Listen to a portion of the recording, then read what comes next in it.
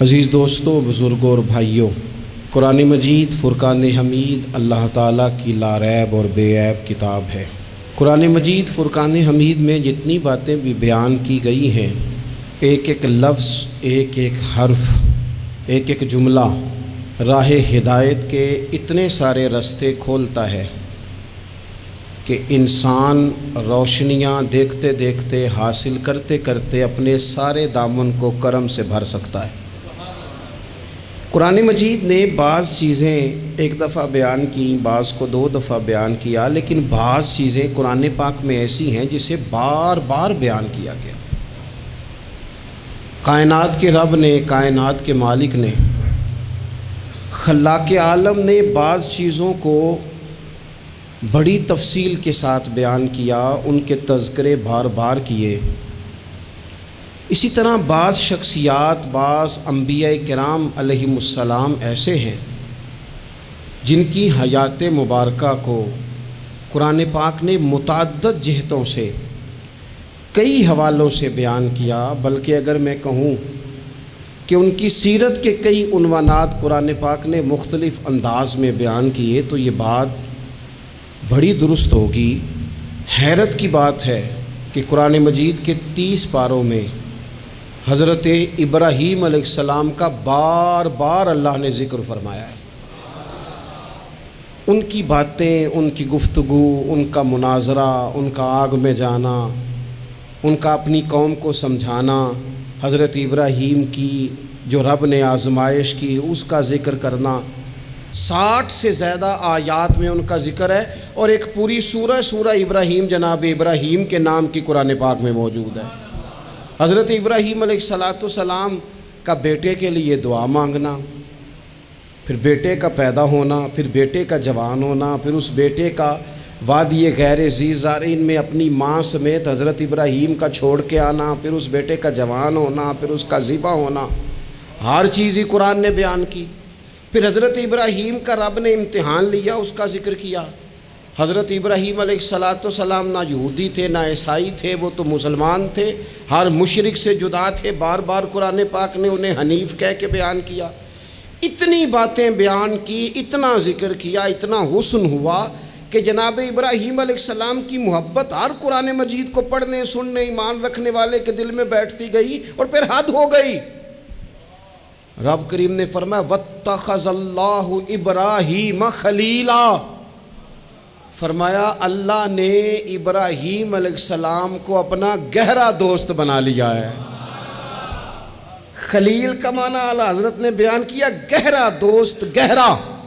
اور قربان جائیں میرے رسول کریم نے، آقا دو عالم نے، نبی رحمت نے، سرور سروراں، شاہ حسینہ آقا کریم صلی اللہ علیہ وسلم نے فرمایا لوگو، میں جو تمہارے سامنے موجود ہوں تو میں بھی حضرت ابراہیم کی دعا بن کے آیا ہوں۔ اور حضور فرمانے لگے حضرت ابراہیم کے بالکل مشابہ تم نے دیکھنا ہونا صورت اور سیرت میں، تو فرمایا میں سب سے زیادہ حضرت ابراہیم سے ملتا جلتا ہوں۔ اتنی محبت۔ اب مجھے بتائیے حضرت ابراہیم کا یہ والا تذکرہ سن کے مسلمانوں کے دلوں میں ان کا کتنا کو پیار بیٹھ جاتا ہوگا، کتنی کی محبت چمکتی ہوگی، کتنا کو رنگ نکھرتا ہوگا۔ اور دل ہے کہ قرآن مجید پڑھنے والے کا دل، قرآن کو سمجھنے سیکھنے والے کا دل مائل ہو جاتا ہے حضرت ابراہیم کی طرف۔ ان کی باتیں، ان کے تذکرے، ان کی گفتگو اور ان کی سیرت کو بار بار پڑھنے کو جی چاہتا ہے، محو ہو جانے کو دل کرتا ہے۔ اتنا اللہ نے حضرت ابراہیم سے پیار فرمایا ہے، اور متعدد مقامات پر ان کے تذکرے قرآن پاک میں موجود ہیں۔ ہمارا یہ ذہن ہونا چاہیے، ہماری یہ سوچ ہونی چاہیے کہ جن چیزوں کو قرآن پاک اس محبت کے ساتھ بیان کرتا ہے، ہمارے دلوں میں وہ محبتیں پوری بیٹھ جائیں، پوری بیٹھ جائیں۔ ہمارے ہاں مزاج کچھ عرصے سے بنا ہے کہ لوگ کوئی ایسا نام بچے کا رکھنا چاہتے ہیں جو پہلے کسی کا نہ ہو، بڑے بڑے نام ڈھونڈ کے لاتے ہیں، ان کے معنی پوچھتے ہیں، بڑا گہرا جا کے وہ سفر کرتے ہیں اور کوئی خاص نام رکھنا چاہتے ہیں۔ میں اکثر کہتا ہوں کہ اولادوں کے نام یا صحابہ کے ناموں پہ رکھو، یا اہل بیت اطہار کے ناموں پہ رکھو، اور زیادہ برکت لینی ہو تو انبیاء کرام کے ناموں پہ رکھو۔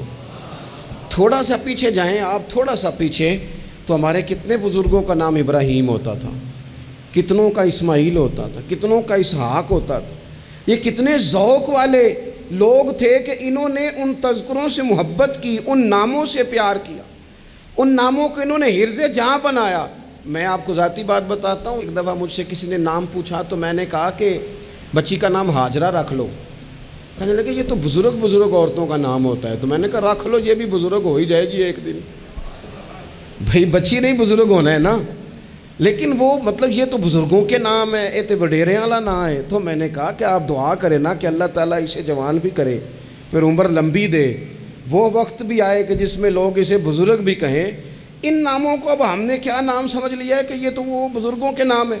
ان لوگوں کی دلچسپیاں، ان لوگوں کا پیار ہماری طبیعت میں۔ حضرت ابراہیم علیہ السلام نے نا اپنی ساری حیات مبارکہ لوگوں کو دین کا صحیح سبق پڑھاتے گزاری۔ عقائد جو ہوتے ہیں نا ان کی پختگی انسان کو پختہ کرتی ہے۔ جب تک لوگ نظریاتی طور پر پختہ نہیں نہ ہوتے، وہ زندگی میں کسی شعبے میں بھی مومن بن کے وقت نہیں گزار سکتے۔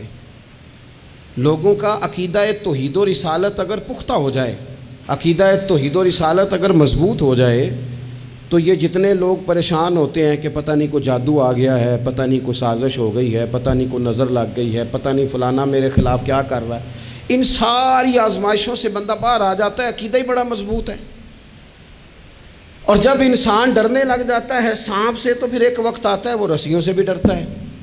حضرت ابراہیم علیہ السلام ہو یا جتنے بھی انبیاء کرام گزرے ہیں، یا جتنے بھی ہمارے پاس آسمانی وحی کی تبلیغ کرنے والے نبی گزرے ہیں، ان سب نے عقیدہ توحید کی مضبوطی لوگوں کو سکھائی۔ کچھ عرصے سے لبرل لوگوں نے اور بعض دین بیزار لوگوں نے اس طرح کر کے دین بیان کرنا شروع کیا ہے کہ ایک پورا فتنہ دنیا کے اندر آ گیا ہے۔ وہ فتنہ کون سا ہے؟ عقل کو زیادہ استعمال کرنے کا فتنہ، کہ یہ چیز میری عقل نہیں مانتی لہذا میں قبول نہیں کرتا۔ وہ لوگ پھر آہستہ آہستہ دور نکل جاتے ہیں۔ دین اسلام روحانی دین ہے، تو بعض عقلی دلائل جن سے بندے کو پوری طور پر سمجھایا جا سکے، سکھایا جا سکے، حضرت ابراہیم علیہ السلام ان کا بار بار بیان فرماتے ہیں۔ دیکھیں، رب وہ ہوتا ہے جو حی بھی ہو قیوم بھی ہو۔ رب کی شان یہ ہے نہ اسے نیند آتی ہے نہ اسے اونگ آتی ہے۔ رب کی شان یہ ہے کہ وہ ہر وقت، ہر لمحہ، ہر گھڑی اپنے بندوں کو دیکھتا ہے۔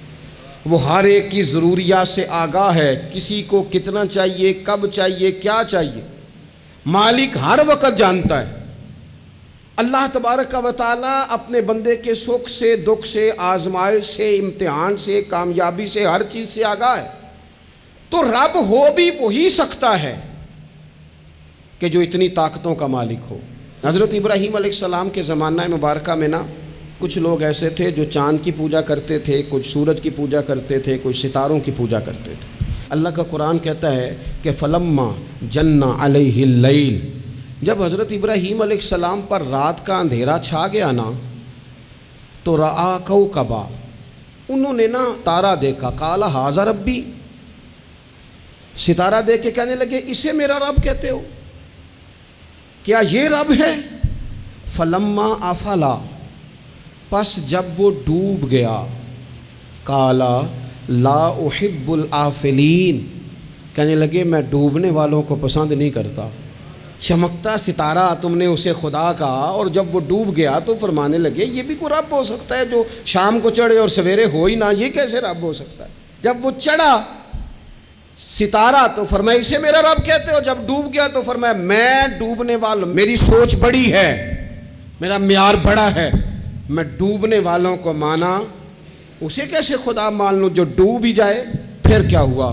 فلما رأى القمر، پھر انہوں نے چاند دیکھا، بازیگن چمکتا ہوا، قال ھذا ربی، کہنے لگے اسے میرا رب کہتے ہو؟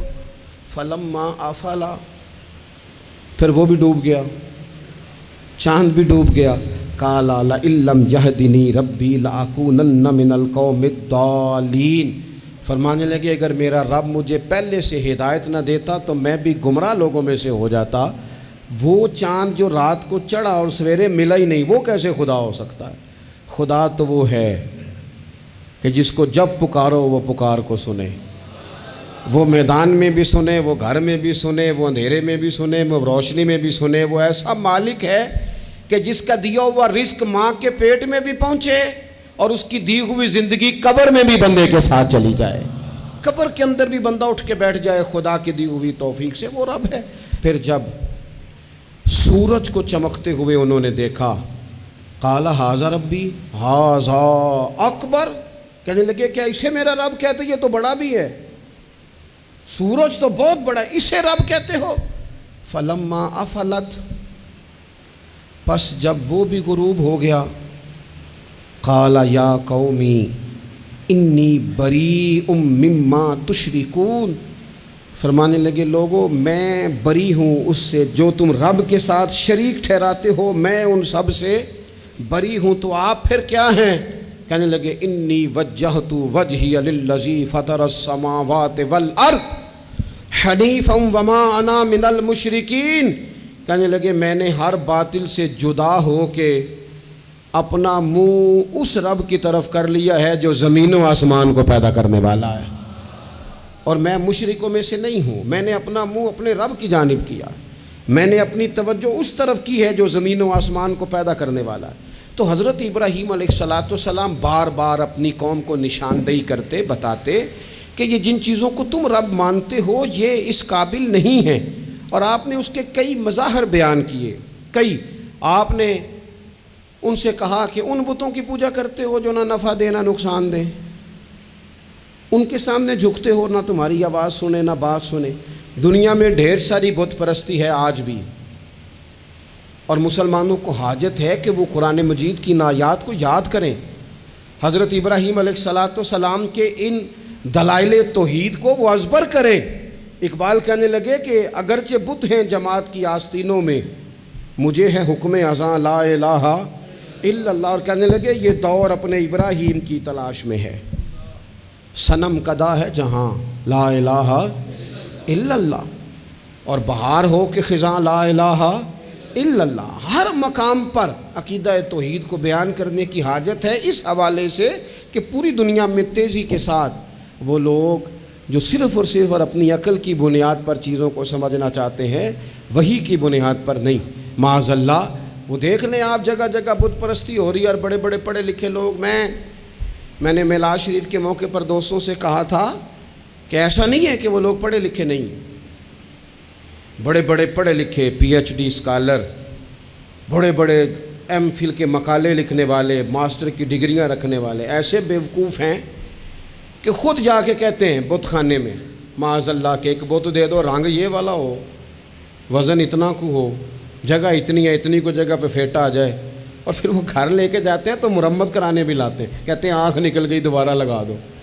کیسے بیوقوف ہو، اس کو معاذ اللہ خدا بنائے ہوئے ہو، جس کے بارے میں تمہارا یہ گمان ہے کہ یہ ہمارا رب ہے معاذ اللہ، اور تم اس کو مرمت کرانے لائے ہوئے ہو، اس کا رنگ اتر گیا اور رنگ کرانے لائے ہوئے ہو۔ میں آپ یقین کریں کبھی کبھی محو حیرت ہو جاتا ہوں، میں سوچتا ہوں ہم لوگوں کو محنت کر کے دین حاصل کرنا پڑتا تو بڑا مشکل تھا۔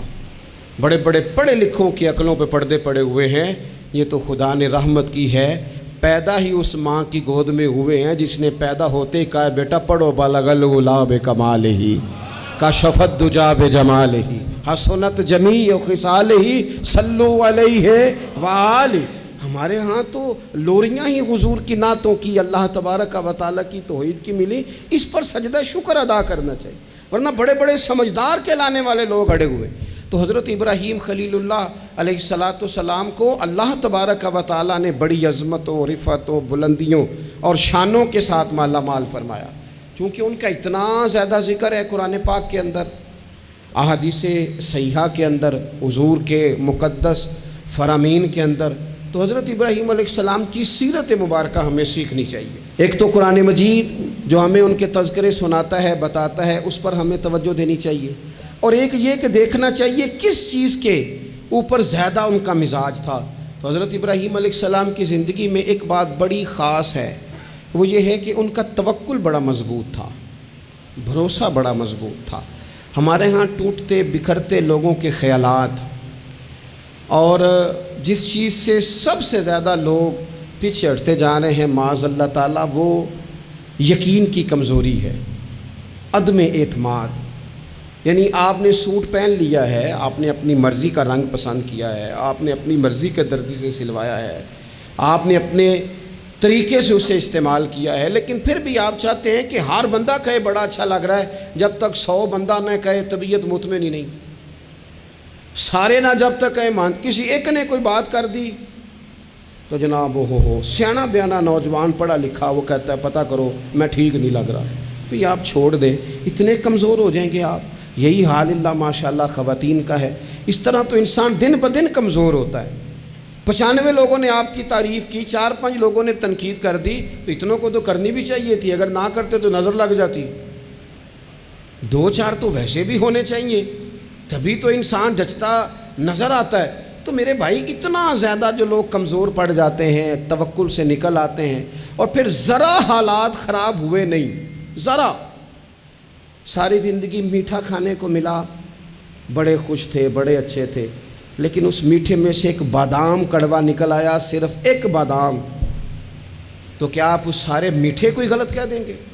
بھئی نکل ہی آتا ہے، کبھی کچھ ایسا ہو بھی جاتا ہے، نہ چاہتے بھی ہو جاتا ہے، موڈ خراب کر لیں گے آپ، حد کر دیں گے. میں ایک دفعہ ایک ہوٹل میں تھا، دوستوں کے ساتھ کھانے کے لیے انہوں نے پیغام دیا،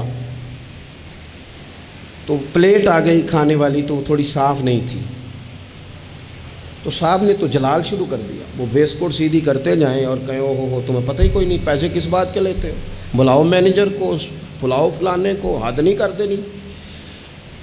تو باقی سب انہیں سمجھا رہے تھے تو میں ہنس رہا تھا. وہ آ گئے بیچارے، تو میں نے ان سے کہا آپ جائیے، اللہ تعالیٰ خیر کرے گا، ہم ان کو راضی کر لیتے ہیں. بات مکمل ہوئی تو مجھے کہنے لگے آپ جو ہنسے ہیں اس سے مجھے غصہ آیا ہے. میں نے کہا آپ کو غصہ ہی دلانے کے لیے میں ہنسا تھا. او خدا کے بندے، 4000 روپے کی تو نے روٹی کھانی ہے، اور جتنی گھر میں تیری بات مانی جاتی ہے وہ میرا خیال ہے ہمیں پتہ ہی ہے. یہ آپ جو جھوٹا انا کا بت بنا رہے ہیں نا، جھوٹا، یہ آپ کے اندر کی کمزوری کو ظاہر کر رہا ہے کہ آپ کمزور آدمی ہیں. آپ کو جھوٹا پریشر ڈال کے عزت بنانے کا شوق ہے. آپ باتوں کے سہارے جان بوجھ کے اپنا قد اونچا کر رہے ہیں. یہ قد آپ کا ہے نہیں، اس لیے کہ قد اونچا ہوتا تو یہ تو ہلکی سی پلیٹ کی بات ہے. اور آپ نے ایک آدمی کو جس طرح سے رسوا کر دیا، ابھی وہ جائے گا، اس کی کلاس لگ جائے گی، ہو سکتا ہے اس کی تنخواہ کٹ جائے، ممکن ہے بیچارے کو چھٹی ہو جائے. اگر آپ کا قد اونچا ہوتا تو پھر رنگ اور ہوتا، پھر آپ اسے کہتے کہ رب میری بڑی معاف کرتا ہے، میں بھی کئی لوگوں کی معاف کر دوں گا.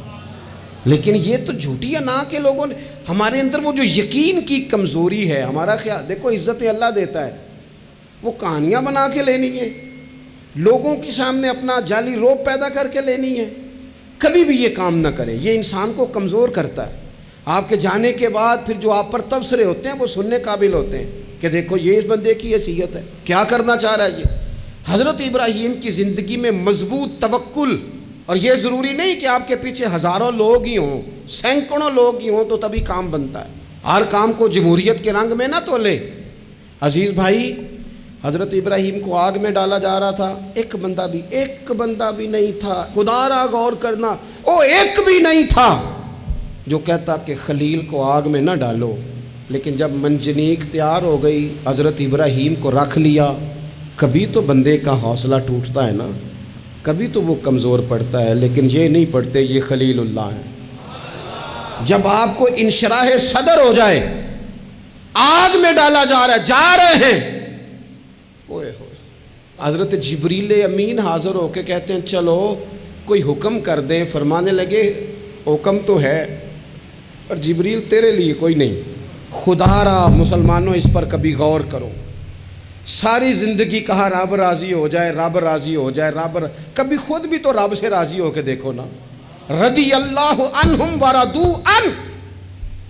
اللہ نے مومن کی شان یہ بیان کی ہے کہ اس سے اللہ راضی ہوتا ہے اور وہ اپنے اللہ سے راضی ہوتا ہے. صحابہ سے اللہ راضی تھا اور صحابہ بھی اپنے اللہ سے. حضرت سفیان ثوری دعا مانگ رہے تھے، یا اللہ راضی ہو جا، یا اللہ راضی ہو جا، یا اللہ راضی ہو جا. تو حضرت رابعہ بصریہ پردے کے پیچھے تھی، انہیں جلال آ گیا، کہنے لگی سفیان بس کر، آپ کہنے لگے رابعہ تجھے کیا ہوا، تو کیوں غصہ کر رہی ہے؟ کہنے لگی اپنے رکھ ہاتھ سینے پر اور بتا تو اپنے رب سے راضی ہے؟ تو روز کہتا ہے فلاں شے چاہیے فلاں، پہلے تو راضی ہو نا۔ فرمانے لگی تو ہی آج تک راضی نہیں، پہلے تو کہہ مالک تو نے جس حال میں رکھا ہے میں راضی ہوں، تو راضی ہو، وہ تو کریم ہی بڑا ہے، تیرے 2 آنسوؤں سے بھی راضی ہو جائے گا، تو ہی نہیں راضی ہو رہا۔ آپ ذرا اس کا ذائقہ لیں۔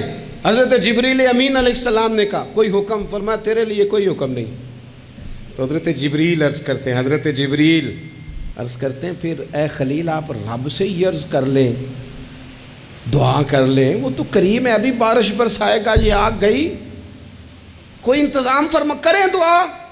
کبھی تو راضی رہیں نا ہم رب کی تقسیم پر، کبھی تو ٹھہرے نا کہ ٹھیک ہے دکھ قبول محمد بخشا، اوے راضی رہن پیارے، او کبھی تو کہے نا کہ جے سونا ہی میرے دکھ وچ راضی، پھر میں سکھ نو چلے ڈاواں۔ کبھی تو کہے نا اگر اس نے بیمار کیا تو قبول ہے مجھے بیماری، اگر اس نے غریبی دی ہے تو قبول ہے، اگر نہیں اس نے اولاد دی تو قبول ہے، کبھی تو راضی ہونا۔ حضرت ابراہیم سے جناب جبریل نے کہا اللہ سے دعا کر لیں، تو پلٹ کے دیکھا حضرت خلیل نے، ان کو منجنیق میں رکھا گیا ہے، آگ میں ڈالے جا رہے ہیں، اللہ سے دعا کر لیں، تو پلٹ کے دیکھا سامنے آگ ہے، آسمان سے باتیں کر رہی ہے۔ حضرت ابراہیم پلٹ کے کہنے لگے جبریل تو بتا، رب کو پتہ نہیں اس کا خلیل کس حال میں ہے؟ اسے پتہ ہے کہ نہیں؟ تو حضرت جبریل ہر پیغمبر کی بارگاہ میں حاضر ہونے والے عرض کرنے لگے ہاں اسے تو پتہ ہے۔ کہنے لگے جا پھر، اگر رب کی رضا یہ ہے نا کہ خلیل آگ میں جائے تو خلیل پورا تیار ہے جانے کے لیے، ہماری تیاری ہے، پوری تیاری ہے، جس حال میں وہ چاہتا ہے ہم اس حال میں رہنے کو تیار ہیں۔ وہ دکھ قبول نے محمد بخشا، بس دعا کرو راضی رہن پیارے۔ اگر وہ اس حال میں راضی رکھنا چاہتا ہے تو شکوہ کس بات، شکایت کس بات؟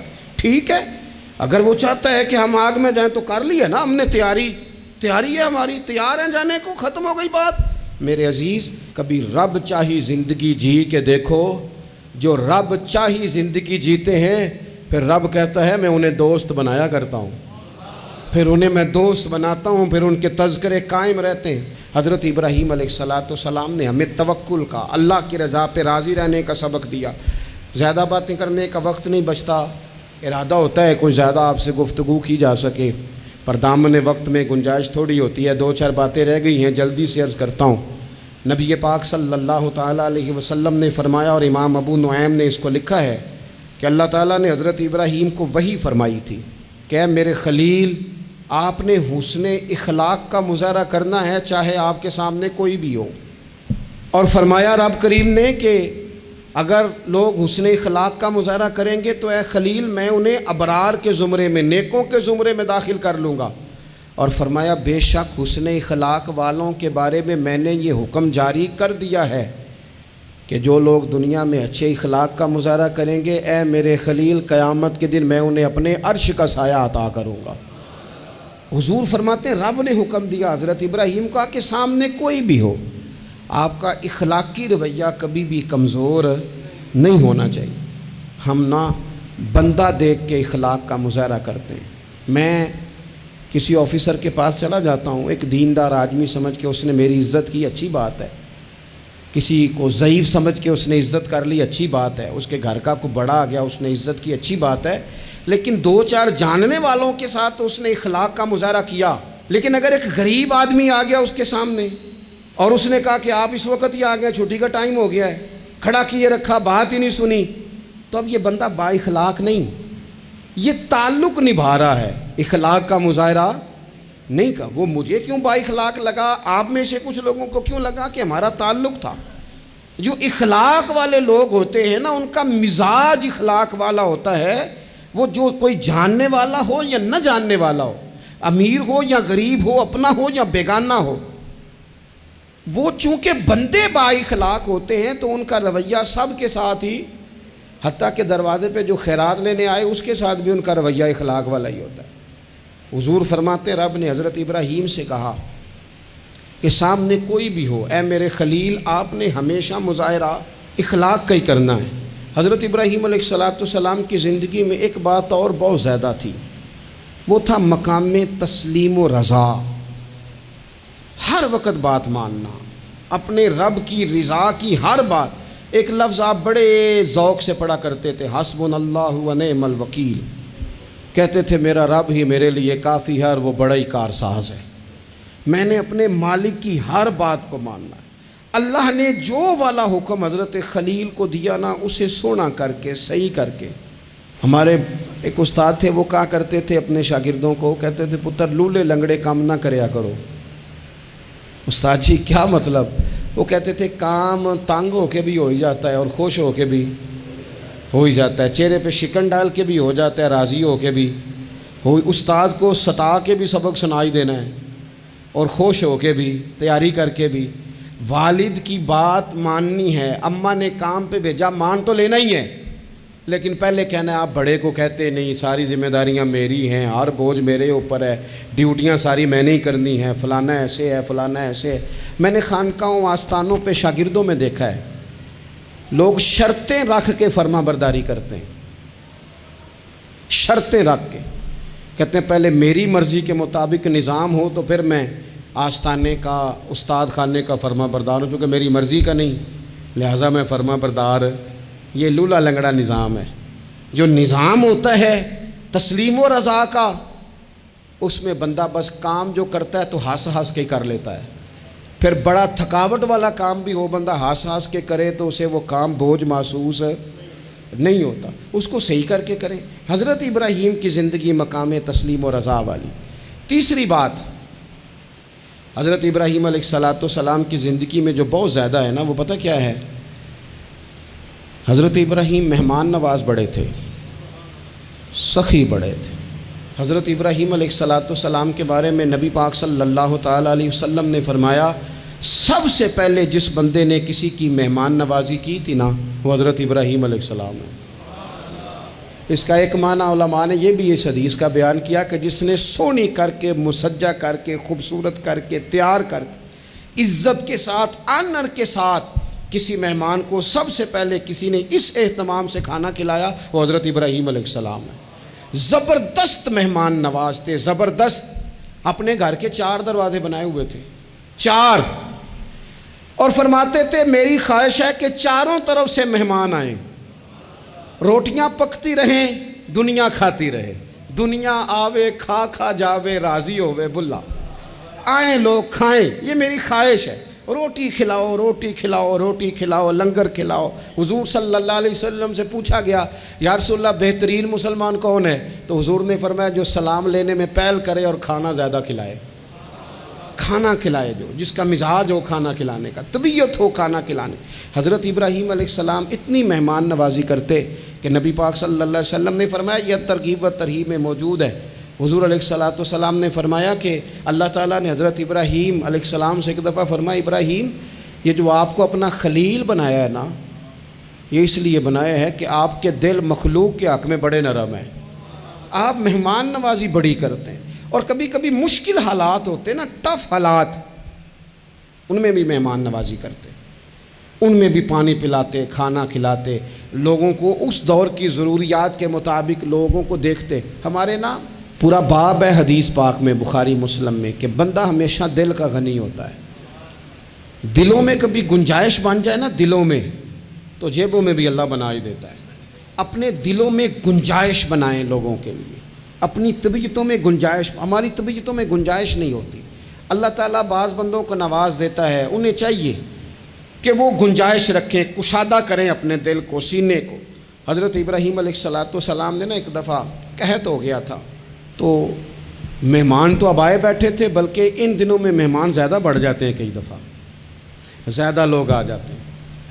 اب وہ قحط کا زمانہ تھا، بہت ساری جگہوں پہ فصل ہی نہیں تھی، اناج ہی نہیں تھا، تو مہمان زیادہ ہو گئے۔ اب حضرت سارہ جناب ہاجرہ گھر میں موجود ہیں اور لوگوں کی لائنیں لگی ہوئی ہیں۔ حضرت ابراہیم علیہ السلام کا مصر میں ایک دوست تھا، حضرت حکیم الامت نے اس کو لکھا ہے، آپ نے نا اس کو کچھ سامان بھیجا، بوریاں بھیجی، فرمایا یار تیرے پاس گندم ہے تو ذرا گندم کی بھر دے بوریاں، مہمان بڑے آ گئے ہیں، روٹی کھلانی ہے لوگوں کو۔ حضرت ابراہیم نے وہ چند بوریاں اپنے اس مصری دوست کی طرف بھیجیں کہ گندم کی بھر دو، مہمان زیادہ آ گئے ہیں تو یہاں تو قحط ہے۔ اب وہاں جب گئے لینے کے لیے خدام اونٹ لے کے بوریاں لے کے، تو اس نے کہا جی غلہ تو یہاں بھی ختم ہو گیا ہے، اب یہ خالی بوریاں لے کے واپس آ رہے ہیں۔ اب ان جانے والے خدام کو بھی پتہ تھا، جو قریب رہنے والے ہوتے ہیں وہ خانقاہوں کے، آستانوں کے، مدارس کے، مراکز کے مزاج سے بھی آگاہ ہو جاتے ہیں۔ ان کو پتہ تھا کہ اب مہمان تو بیٹھے ہیں بیسیوں، درجنوں، سینکڑوں، تو سب کو پتہ ہے کہ بھئی گندم آ رہی ہے، مصر سے آنا ہے تو کھانا ملنا ہے۔ اب بوریاں جب خالی آئیں گی تو بڑا مسئلہ بن جائے گا، ان کے تو دل کمزور پڑ جائیں گے۔ انہوں نے کہا کہ تسلی دیتے ہیں، ان کو تسلی دیتے ہیں۔ رستے میں کچھ ریت بوریوں میں بھر لی تاکہ فوری طور پہ دیکھنے والے پریشان نہ ہوں۔ ریت بھر کے لے جاتے ہیں اور پھر جا کے آرام سے رکھ دیں گے۔ پھر حضرت ابراہیم سے گزارش کریں گے، غلہ نہیں ملا، وہ ایک خوبصورت سا آواز کریں گے، لوگوں کو دلوں کو تسلی ہو جائے گی اور پھر اگلا بندوبست کر لیں۔ اب وہ بوریاں ساری کی ساری ریت سے بھری رکھی۔ حضرت مفتی احمد یار خان صاحب رحمۃ اللہ علیہ نے لکھا ہے کہ وہ بوریاں لا کے جب لوگوں نے آتے دیکھی بوریاں، تو طبیعت لوگوں کی کئی دنوں کا کھانا نہیں کھایا تھا حشاش بشاش ہو گئیں، بچے بوڑھے بیمار سبھی کے دل تسلی میں آ گئے کہ آج کھانا ملے گا۔ بوریاں ایک کونے میں رکھ دیں۔ حضرت ابراہیم آرام فرما تھے کہیں یا کسی ذکر و فکر کی مصروفیت میں مشغول تھے، ظاہراً انہیں بتایا نہ گیا۔ اب وہ جہاں گندم رکھی جاتی تھی وہاں جا کے وہ ریت کی بوریاں رکھ دیں۔ وہ خدام وہاں سے ہٹ گئے چونکہ وہ گھر کا حصہ تھا۔ اب جناب حاجرہ حضرت سارہ اٹھیں، ریت والی بوریاں جب کھولیں تو بہترین گندم نکلی اندر سے۔ اللہ تعالیٰ جب رزق دیتا ہے تو پھر بغیر، اور واللہ خیر الرازقین، بہترین رزق دینے والا اللہ ہے، سب سے بہتر رزق دینے والا۔ وہ کھولا ان کو، بہترین گندم نکلی۔ انہوں نے فوراً کنیزیں جو تھیں ان کو بلایا، گندم پیس لی گئی۔ اسی وقت کھانا پکنے لگا، حضرت ابراہیم تشریف لائے، کھانا چل رہا ہے، لوگ لنگر کھا رہے ہیں۔ اب وہ خدام بھی پریشان تھے کہ بھئی ہم تو لائے تھے ریت، یہ گندم کیسے آ گئی۔ حضرت سارہ اور جناب حاجرہ قریب آئیں تو خواتین بعض اوقات گھر والوں کو گائیڈ کرتی ہیں کہ یہ والی سبزی بڑی اچھی تھی، یہ والے چاول بڑے اچھے ہیں، یہ جو گندم آپ لائیں یہ بڑی اچھی ہے۔ تو وہ تھوڑی سی گندم ہاتھ میں پکڑی جناب حاجرہ نے، جناب سارہ نے، حضرت ابراہیم کے سامنے کر کے کہا یہ جو آپ کا مصری یار ہے نا، یہ جو مصری یار نے گندم بھیجی ہے نا، مصری یار نے، کیا بات ہے، خوشبو بھی اعلیٰ ہے، پکانے میں بھی اچھی ہے، 2 لقمے روٹی کے چکے ہیں، ذائقہ بھی کمال ہے، یہ جو آپ کا مصری یار ہے۔ حضرت ابراہیم کہنے لگے چپ کر جا، یہ مصری یار نے نہیں بھیجی، یہ میرے عرشی یار نے بھیجی ہے۔ وَاتَّخَذَ اللَّهُ إِبْرَاهِيمَ خَلِيلًا، وہ جس نے کہا ہے نا ہم نے ابراہیم کو گہرا دوست بنا لیا ہے، یہ اس نے بھیجی ہیں۔ اس کو پتہ تھا کہ جناب خلیل نے کوئی ذات کے لیے نہیں منگائی، اسی کی مخلوق کے لیے منگائی ہے، تو یہ عرشی یار نے بھیجی ہیں، عرشی یار نے۔ اور فرمایا جب عرشی یار بھیجے تو پھر کسی قسم کی کوئی کمزوری باقی رہتی نہیں ہے۔ اپنی زندگی حضرت ابراہیم نے ساری مقام تسلیم و رضا میں گزاری۔ میری آپ حضرات سے گزارش ہے، میں کئی جمعوں سے کہہ رہا ہوں، اس لیے کہہ رہا ہوں کہ میرے پاس لوگ آتے ہیں دعاؤں کے لیے، کہہ دیتے ہیں اچھا آدمی جان کے، لوگ بڑے پریشان ہیں، غریبی، کمزوری، مہنگائی، اس کے علاوہ بھی کچھ آزمائش رہتی ہے لوگوں پر۔ ہر آدمی ہی محنت کرتا ہے لیکن ضروری نہیں سب کی محنت بارآور بھی ہو۔ اللہ تعالیٰ نے بعض لوگوں کو بعض کا ذریعہ بنایا ہوتا ہے، دلوں کو کبھی تنگ نہ کریں، طبیعتوں میں کبھی تنگی پیدا نہ کریں۔ اور سب سے ضروری بات جو اس ساری گفتگو کے بعد آپ سے عرض کرنی ہے، دنیا داروں سے امیدیں نہ لگائیں، غریبوں سے، کمزوروں سے عرض کروں گا کہ امیدیں، ذریعہ دنیا دار بنیں گے لیکن وہ بھی جب رب چاہے گا۔ اپنی امیدیں اپنے رب کریم سے وابستہ کریں، اس لیے کہ رب جب بندوبست کرتا ہے تو پھر بغیر حساب کتاب بھی کرتا ہے، وہ سب سے بہترین اہتمام کرتا ہے۔ اپنی ساری آرزوؤں کا، ساری امیدوں کا، ساری خواہشات کا مسکن اپنے مالک کی ذات گرامی کو بنائیں۔ اللہ تبارک و تعالیٰ جب اپنے بندوں کو نوازے گا تو بڑے کرم سے، بڑے فضل سے، بڑی عطا سے نوازے گا۔ اللہ کریم ہمارے لیے عمل کا رستہ آسان کرے۔ آخر دعوایا ان الحمد للہ رب العالمین۔